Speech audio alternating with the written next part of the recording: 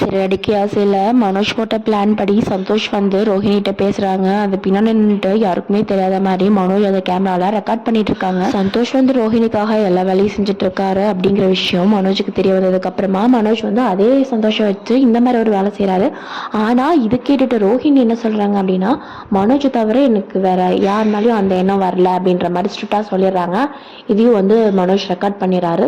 அதுக்கப்புறம் இந்த ரெக்கார்டிங்கை வச்சு மனோஜ் என்ன பண்ணுவார் அப்படிங்கிறது தெரிஞ்சுக்கிறதுக்கு நம்ம சேனலை கண்டிப்பாக சப்ஸ்கிரைப் பண்ணிக்கோங்க. விஜயாவுக்கு மீனா இல்லாமல் வீட்டில் தனியாக இருக்க முடியல அப்படிங்கிற விஷயம் நம்ம எல்லாருக்குமே ஏற்கனவே தெரிய வந்திருக்கும். ஸோ வீட்டில் தனியாக இருக்கிறது எவ்வளோ கொடுமை அப்படிங்கிறத விஜயா வந்து மீனா இல்லாத இந்த தருணத்தில் தான் தெரிஞ்சிருக்காங்க.